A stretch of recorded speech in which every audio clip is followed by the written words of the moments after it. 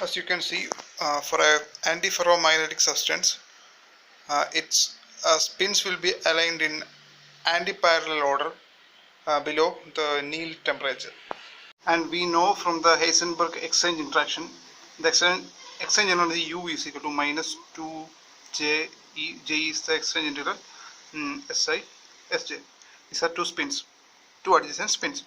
Now we have Je negative for a antiferromagnetic order. So if Je is negative, these two spins must be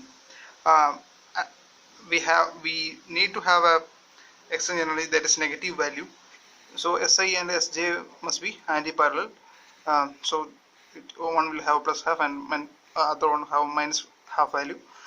And from this result we can prove that the antiferromagnetic order will be spins aligned. Adjacent spins will be in opposite direction, and that will be in equal value.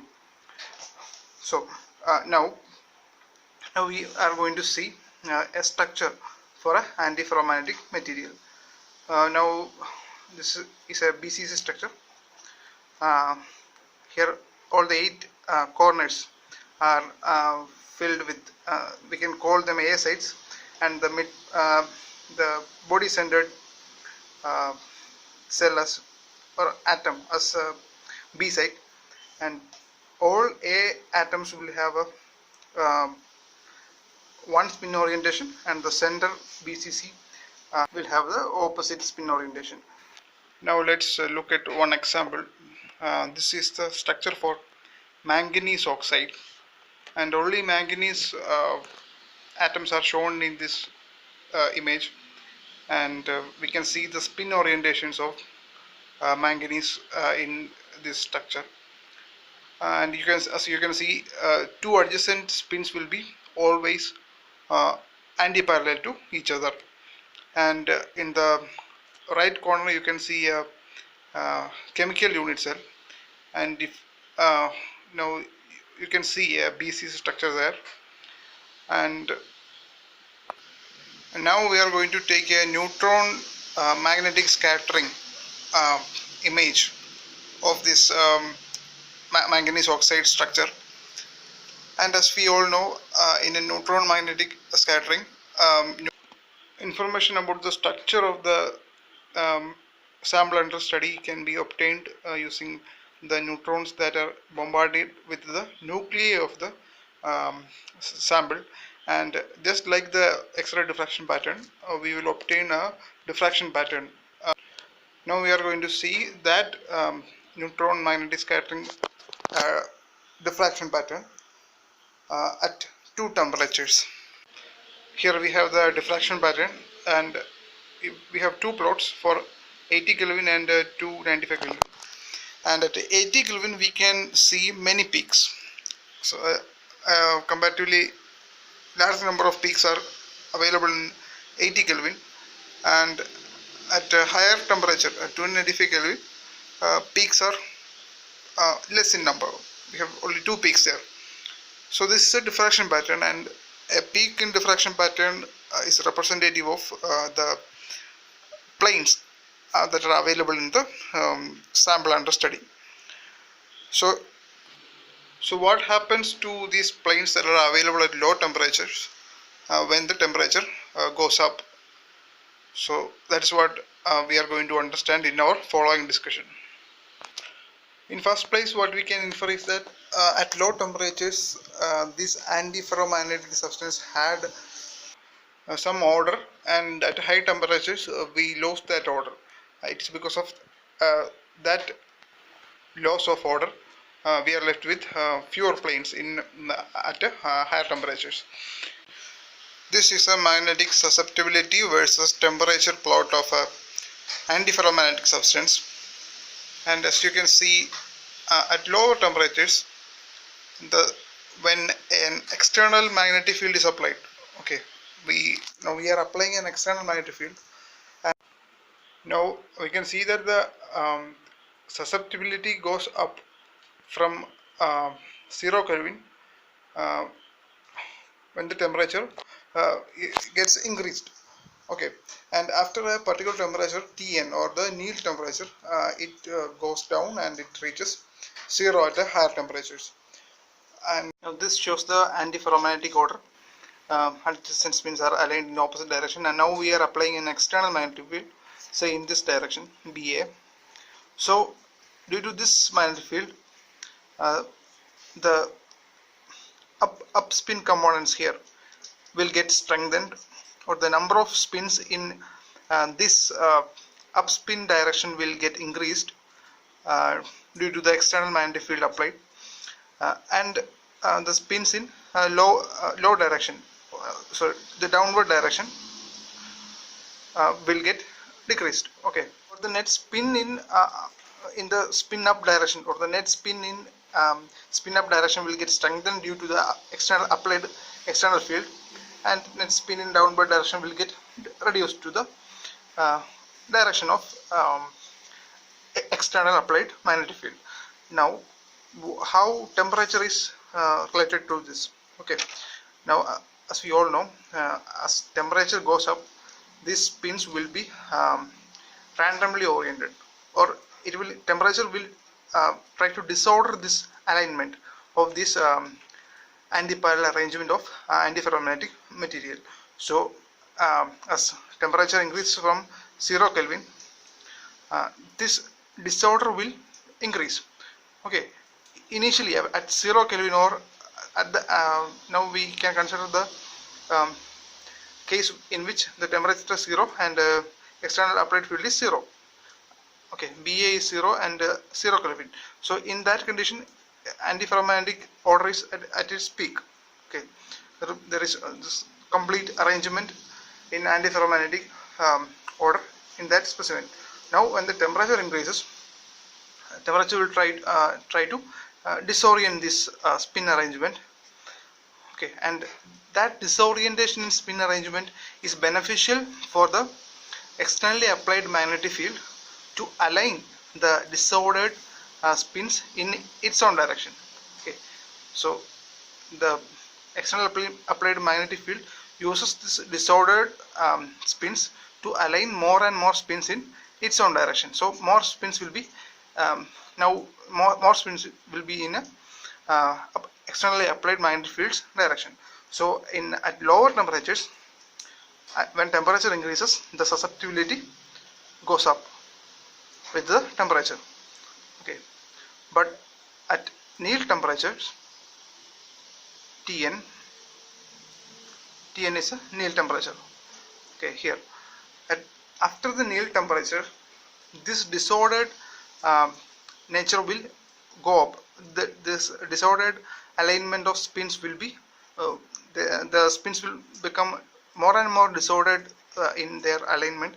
So the effect of an externally applied magnetic field will be nullified, and so the net magnetic field, so the net magnetization in that material, in that sample antiferromagnetic material, will be lost, and all the spins will be randomly aligned. So the net spins will be cancelled each other. So when temperature goes again in the upward direction, more and more disordered alignment of spins will happen, and due to that the susceptibility gets on decreasing and it will reach 0. It's because the disordered alignment of spins will nullify the effect of externally applied magnetic field to align the available spins in its own direction. And from molecular field theory, imagine a magnetic substance. It will have some spins aligned in some orientations, and due to this orientations, that material will have a net magnetization, and that magnetization will produce a magnetic field B, and these two can be related by B is equal to lambda m. Lambda is a constant of interaction, and this is called a and this relation is a mean field approximation. Okay, and using this mean field now we are going to apply this approximation in our antiferromagnetic substance. Now, as we all know, as we are considering a BCC lattice, and I told you about AB and AB sides. So spins will be oppositely aligned in these sides. So the interaction, so the spins will interact each other according to the Heisenberg exchange interaction, and these spins aligned in opposite direction will interact, and we will have a three pair of interactions. A interaction between say two up spins, okay, a BB interaction between two down spins, and AB interaction between up and down spins. Okay. Now we have a constant here, lambda, and instead of that lambda, we take alpha for A or AB interactions, and beta for AB interactions. Okay. Now using that equation, we are going to find out the internal field. Okay. Till now we are only concerned about the field that is existing inside the antiferromagnetic material due to its internal properties. Now we are not applying an external field now. Now we are concerned about the internal field only. Okay. And we can write the field at site A. So at site A, it will have contribution from sites B. Okay. So due to AB interaction, this magnetic field at A will have contribution from B sides, and that is represented by minus beta MB. It's minus comes as it is a antiparallel arrangement, so we will have a minus here, and due to AA interaction we will have minus alpha Mi. Okay. Again the minus comes as a result of antiparallel interaction between two A sides. So we have a spin arrangement like this, AB, and so I have just told you that AA will have a antiparallel arrangement, and it is because of that antiparallel arrangement I have a negative sign here. But when we look at the spin arrangement, we can see two A sides will have same spin or a parallel spin arrangements. So why I am saying that the two spins will be the AA interaction will be negative, and I will explain it in the coming discussion. Okay. And just like BA, we will have BB. At B, we will have magnetic field due to A sides and B sides itself, and just like this equation, we have this equation. And here also AB interaction. Okay, AB interaction will be much stronger than AA or AB interactions. Sorry, AA or BB interactions. So a stronger AB interaction must be satisfied, and it is because of this condition, AA interaction and BB interactions. They also have a exchange integral negative. They will be negative for both of this interaction, but to satisfy the AB interaction, that is a more stronger interaction, we will have parallel arrangement for AA or BB interactions. Now we are applying an external magnetic field, and we are rewriting these two equations as BA minus beta MB minus alpha MA, and BA minus beta MA minus alpha MB. These two terms, we have added these two externally applied magnetic field terms here. Now our purpose is to explain this susceptibility versus temperature plot.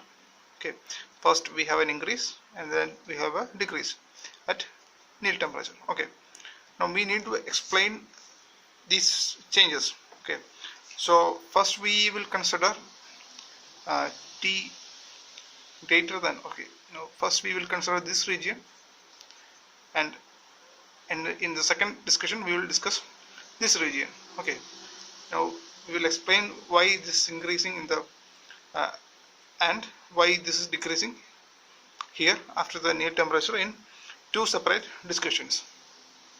Now we are taking the higher temperature region, or T greater than Tn, Neel temperature.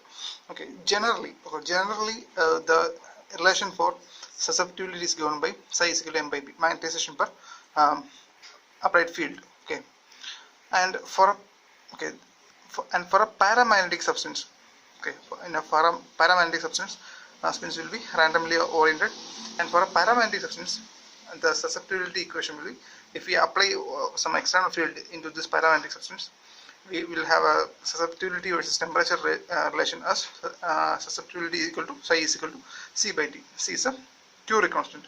And now we are okay. Now why I am talking about this paramagnetic substance.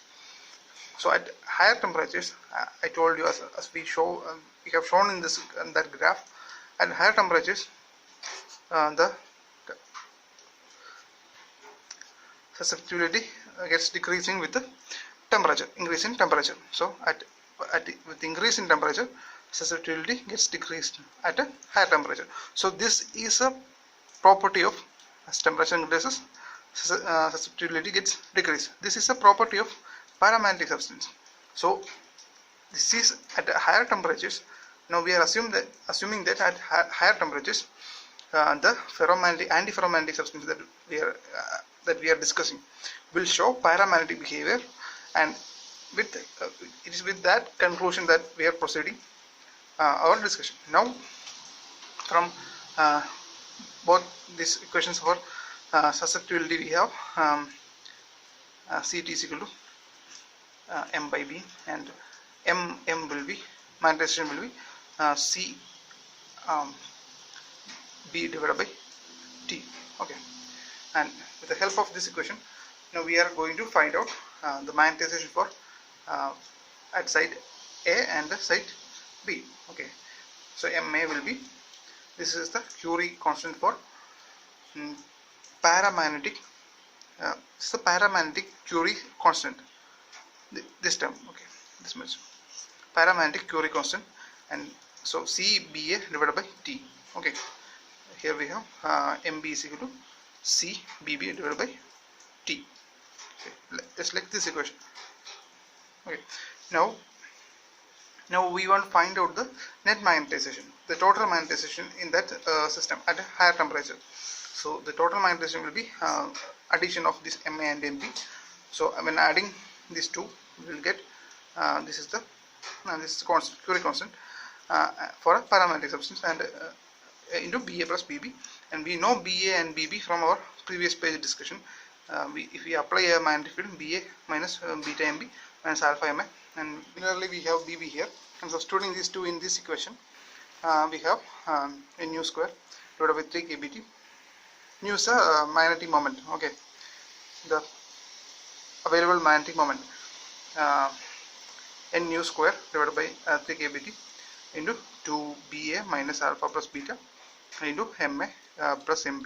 Okay, and now again rearranging this, Ma plus Mb is the total magnetization M, so we can substitute that. Now we have susceptibility psi is equal to m by b.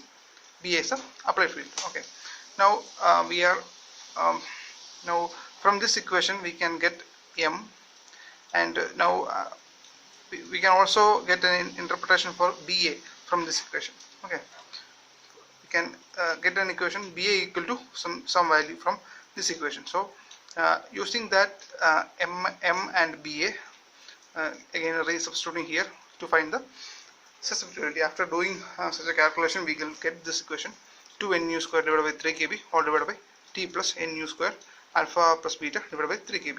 Okay, and we write this equation as psi is equal to C divided by T plus theta. Okay, so this will be our C value, or the Curie constant value for antiferromagnetic, or for that antiferromagnetic substance at a temperature higher than Neel temperature. Okay, so C will be the Curie constant will be 2n nu square divided by 3 kb, and we get, take this value as theta.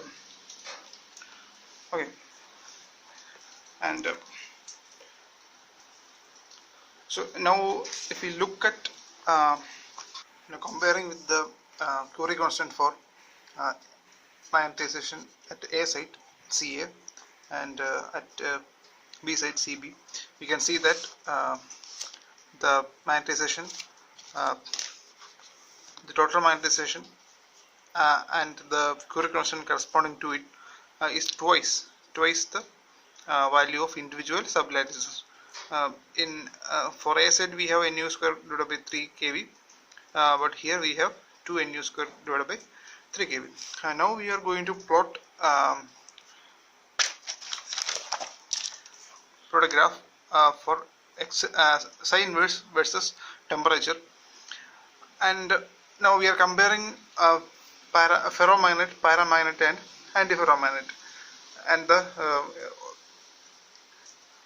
the plots for S inverse versus T for all these three type of magnetic materials at high temperatures. So at high temperatures, now the equation for antiferromagnet that we have obtained is at high temperatures, T greater than Tn temperatures.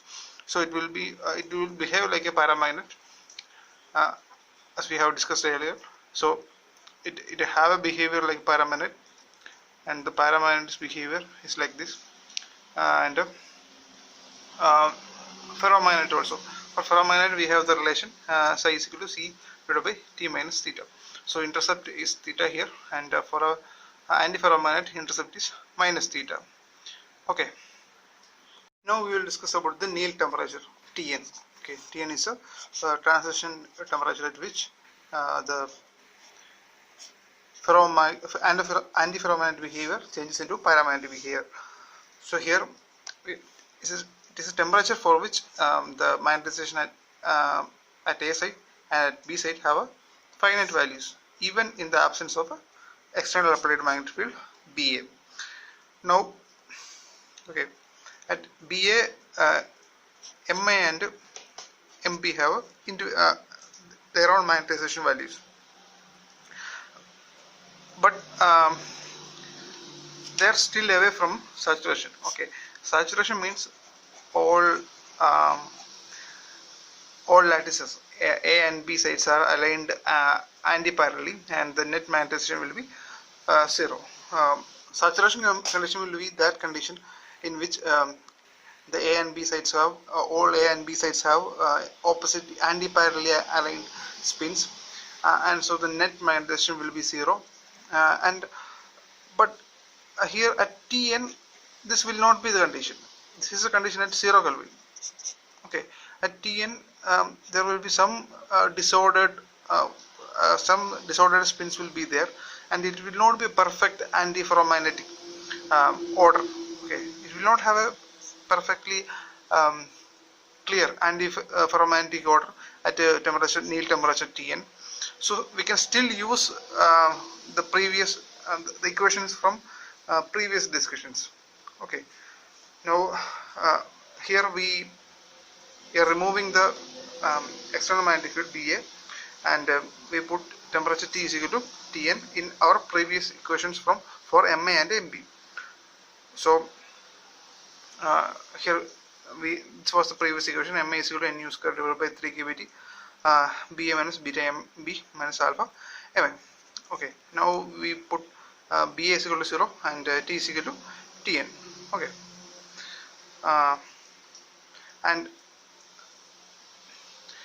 and now we are rearranging this equation, taking these two MAs common here, and the MB term here. Okay, now we are rearranging equation and terming it as a equation number 1.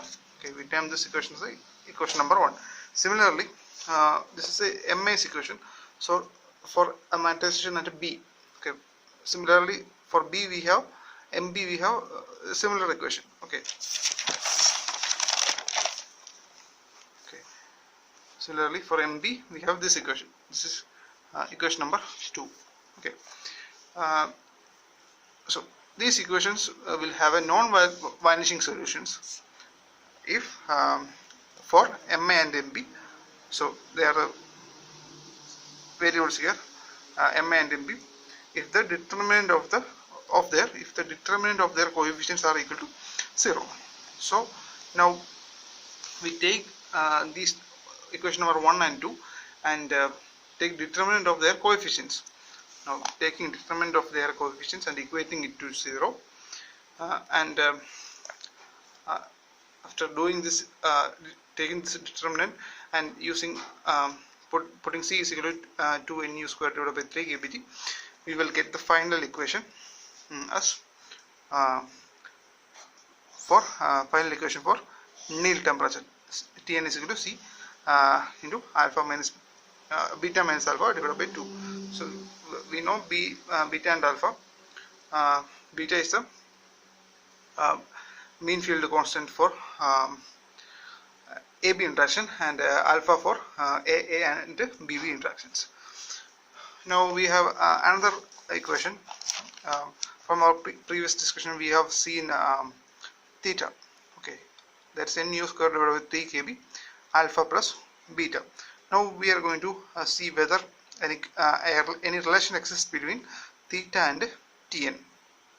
Okay, now substituting back this C, the Curie constant C, in Tn's equations, we get 2nu square divided by 3 kBt beta minus alpha divided by 2. So we can cancel these 2's, and we can see that nu square divided by 3 kBt into beta minus alpha. Okay, so we have theta here, Tn here. Okay, so the only difference between them is the plus sign here. So now comparing these two, we can find the relation between Tn and theta as Tn by theta is equal to beta minus alpha divided by beta plus alpha, and these two Tn and theta will be same when alpha is equal to 0, or when we neglect the AA or BB interactions, we can say that Tn and theta will be same.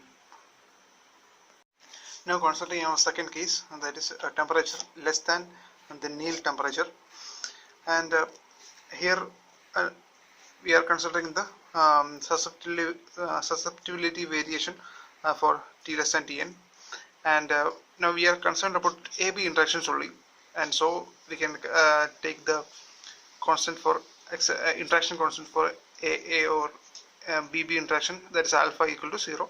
Now we have only AB interaction, so we are concerned about only beta in the mean field approximation equation, and due to crystal anisotropy.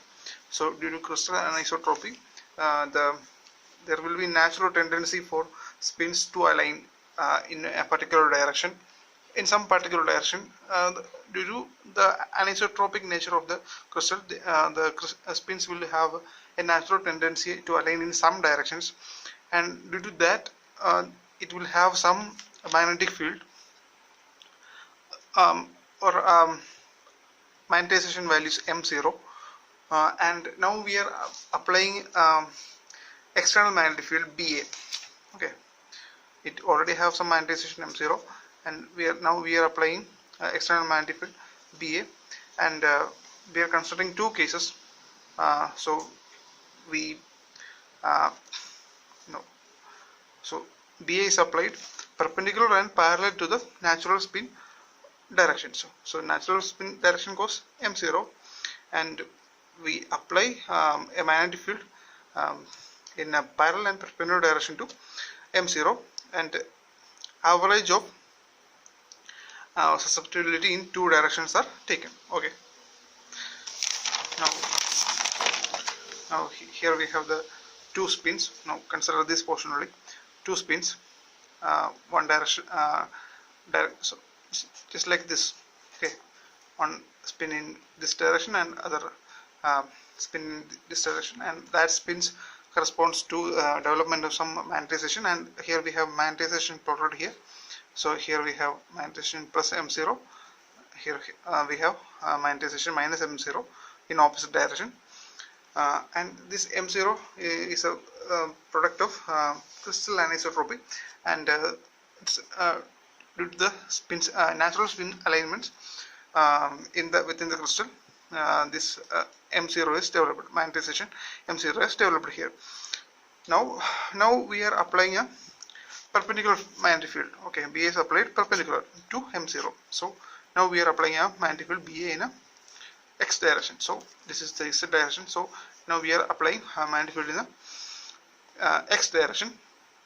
So naturally this BA will try to align the available spins in these two directions to its own direction. So it will try to align these spins in its own direction. But we have some other condition here. These two spins are aligned in opposite direction because of the exchange interaction.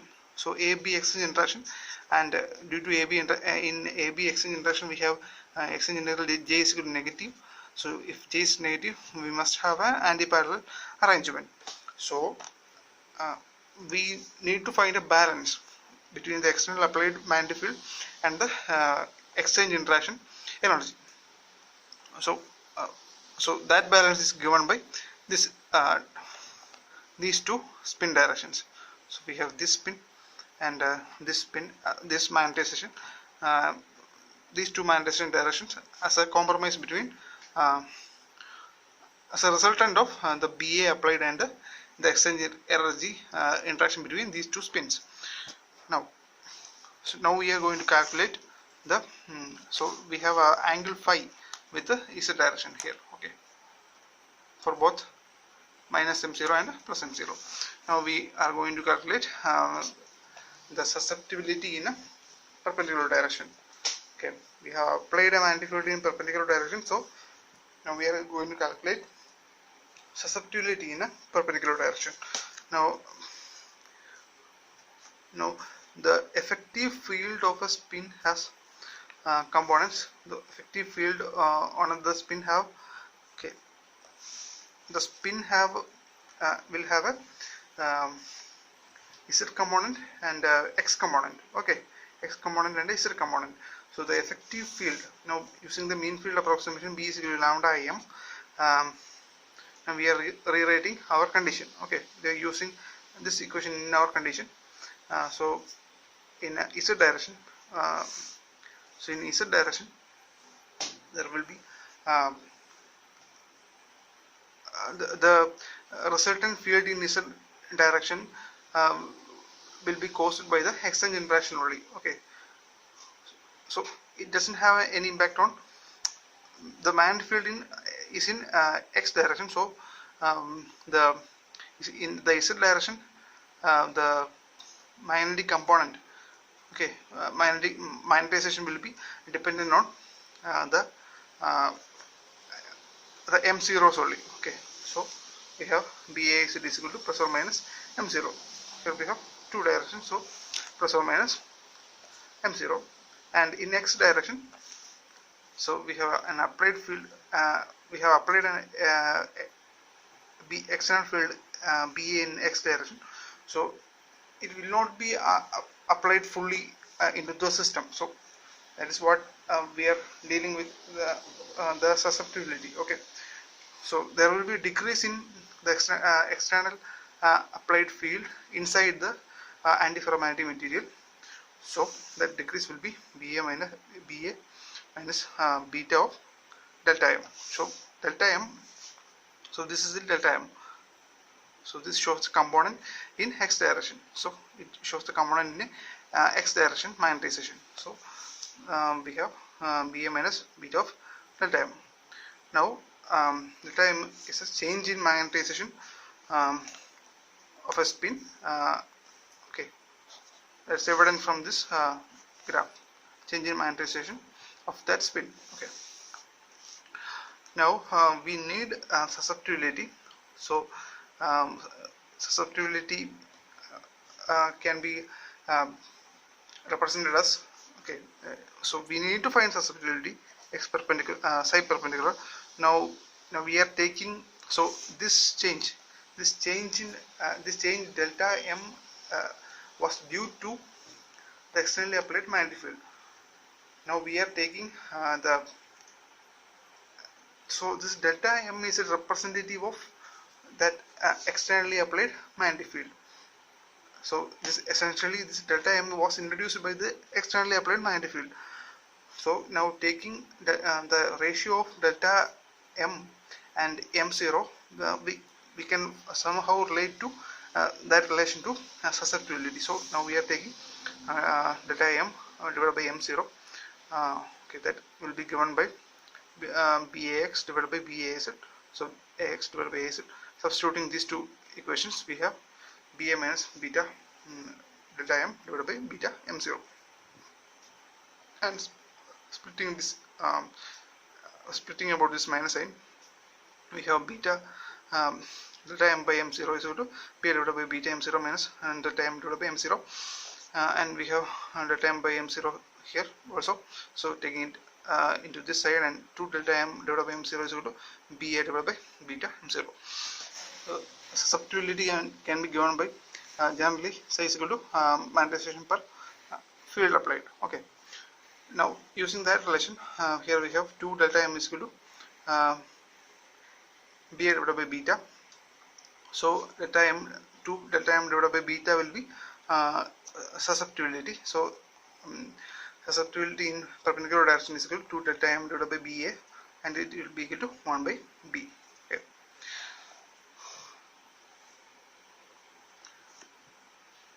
Okay. Now now we are going to incorporate some additional terms into this psi perpendicular. So corresponding to the anisotropy, okay, anisotropy and the emergence of a natural spins and the magnetization caused by it, we can rearrange this equation, or to be a more specific term can relation can be x perpendicular is psi perpendicular is equal to 1 by beta plus B anisotropy, so divided by 2 MA. And now since MA increases as T decreases, okay, so as we are dealing with the temperatures less than Tn, so at low temperatures the disorderness of this antiferromagnetic arrangement will be less. So if the disorderness is less, MA, so the magnetization due to A sides will have their own specific values. So at high temperature they will lose their own magnetization due to disorderness. At low temperatures they will have their own values. So at low, when temperature goes down, this value MA gets increasing.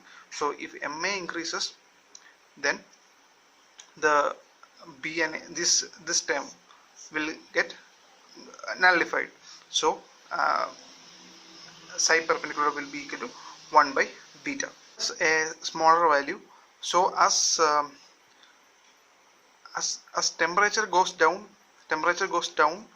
this term will become smaller and smaller. Okay, as the MA term will be getting stronger and stronger. So as temperature goes down, this term will be getting smaller and smaller. So the corresponding susceptibility will be increasing. So this leads to an increasing susceptibility as temperature decreases. Okay. Now we are considering the parallel application of magnetic field. Now until now we have discussed perpendicular application of magnetic field and calculation of psi perpendicular. Now we apply magnetic field in a z direction and calculate psi parallel. This will be a qualitative discussion only. Consider the case of psi parallel. So we are considering T less than Tn condition. At low temperatures, the arrangement will be almost similar to a perfect antiferromagnetic arrangement. But now we are applying a magnetic field that is parallel to this arrangement. Okay, now we are applying a magnetic field that is parallel to this arrangement. Earlier we applied a magnetic field that is perpendicular to this arrangement. Okay, earlier we applied a magnetic field that is perpendicular to this arrangement. Now we are applying a magnetic field that is parallel to this arrangement. Okay, this one. So at low temperatures, the spin arrangement will be almost perfect or almost similar to an ideal antiferromagnetic arrangement. So now we are applying an external magnetic field in its own direction or parallel direction. So here this interaction between A and B will be so much stronger that it will not. So if we want some magnetizations, or if you want some spins to align in this BA's directions, it will be at the expense of the down spins. They will have to shift its orientation upwards to orient in BA's directions, but it will be forbidden by the AB interactions that are very much stronger. It will be particularly much stronger at low temperatures. So because of this, the externally applied magnetic field will be the susceptibility to the parallelly applied external magnetic field will be low at low temperatures, and when temperature increases, there will be disorder in this arrangement, and there will be some spins that tend to align with the BA. So as temperature increases, psi parallel will increase also. Now this is our final graph that shows all the susceptibility versus temperature relations, and in the middle part we can see the average psi that we have seen in the first graph. So psi versus temperature, it is a first relation that we have obtained, and above which we can see the psi perpendicular direction, psi perpendicular versus temperature graph, and on the lower side we can see psi parallel versus temperature graph, and above the Neel temperature Tn or T by Tn value 1, all those magnetic field will not have, as I have told you earlier, magnetic field will not have that much impact in the higher temperature, because spins will be highly disordered, and we are moving on to a paramagnetic behavior at higher temperatures. And as you can see in psi parallel, values for different spins are given. So graphs for different spins are given. So we have for graph for spin half, spin 3 by 2 and spin 5 by 2, and as you can see, the spin half graph will come down to the susceptibility 0 value before 0 Kelvin, or at some particular Kelvin value it will come to 0. So the smaller spins will have the smaller spins will attain the antiferromagnetic order at a temperature that is slightly above the 0 Kelvin condition, and higher spin values like 5 by 2 will be disorder, will have some disorder in such temperature values, and it will take the plot to 0 in order to obtain the perfect antiferromagnetic arrangement, and in such an arrangement it can exclude the external or the applied magnetic field, and such that the susceptibility will be 0. Now we are going to see the antiferromagnetic magnons. So we have seen a discussion on ferromagnetic magnons earlier. So it will be based on this ferromagnetic magnon discussion only. The same procedures will be formed, and in the end we will obtain the dispersion relation, that is omega angular frequency versus wave vector k relation. So so if you have any doubts, you can go back to the Ferromagnetic Magnon video, and the link will be given in the description box. Now I will briefly explain how we did that in Ferromagnetic Magnons. So in ferromagnetic case, um, so magnons are essentially the quantized spin wave. So if we have some spin arrangement in ferromagnet, there will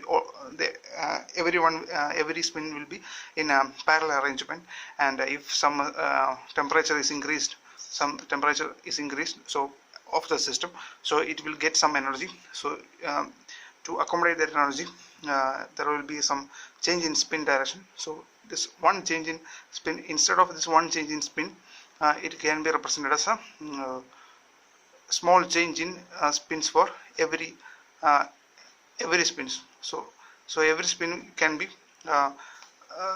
represented as deviating from its original position in say z direction.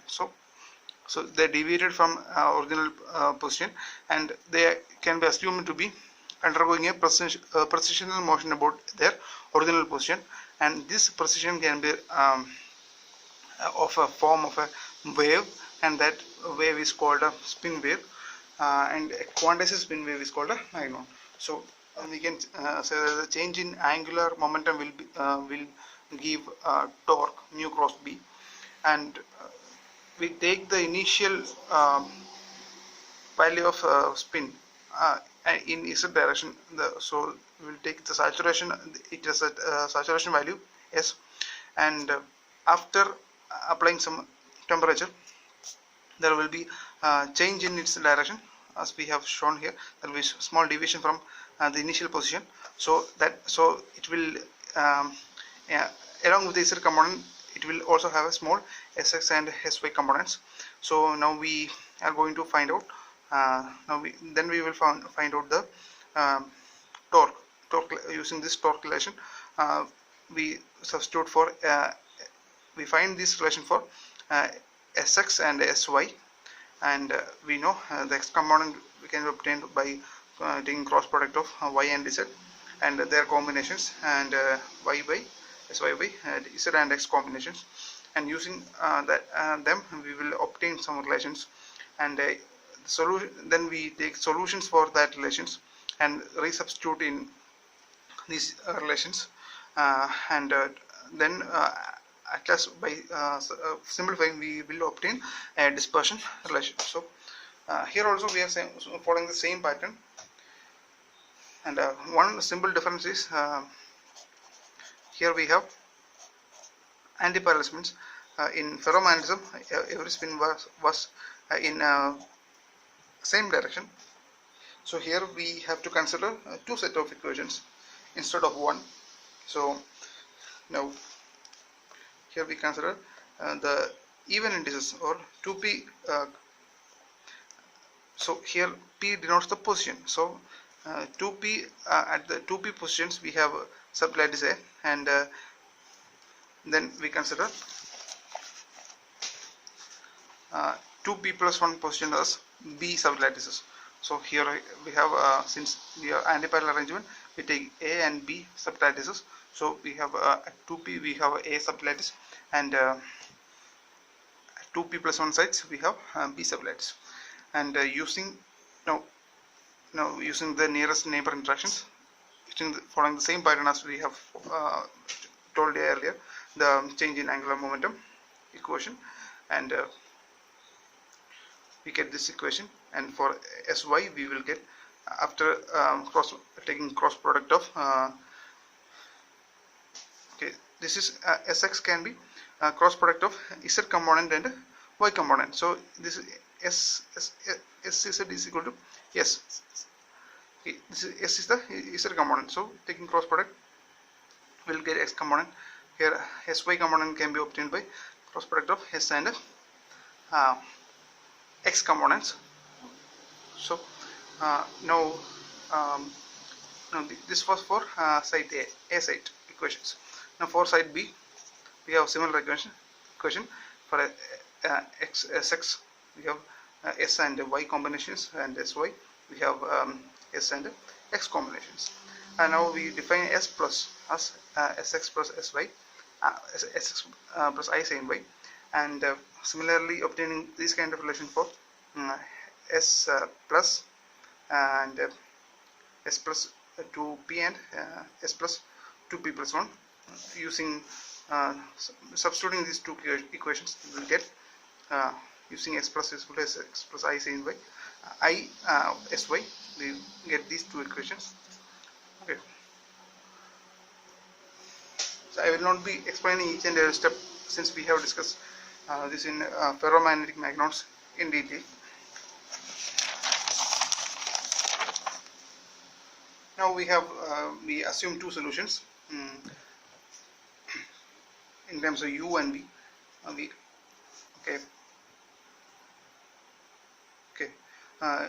U exponential I 2pk minus I omega t, and I 2pk plus 1 ka minus I omega t. Now substituting back these two equations in the previous the d by dt of s plus 2p and s plus 2p plus 1 equations, and simplifying, we will get, and in that simplification we substitute omega x equal to minus 4js divided by h cross, and using that substitution we get omega u is equal to half omega x into 2u plus v e I k plus v e raised to I k, and similarly we can get from the second equation we can get this equation, and we know raised to I k plus a raised to minus I k will be equal to 2 cos k, and using substituting from this we can write for this part we can substitute 2 cos k, and here also we can substitute 2 cos k, taking u common, and doing that substitution, and we will have after doing that substitution we will have equations. So after substitution we will have equations having some constants into u and v, and for u and v we will have solutions if their coefficients in that solution will be equal to equating them to 0. So their coefficients will be omega x minus omega x cos k, and here also we have two terms, and equating their determinant to 0. Okay, determinant equal to 0, this will have u and v will have solutions. So taking determinant we will get omega square is equal to omega x square into 1 minus cos square k, and 1 minus cos square k will be sin k.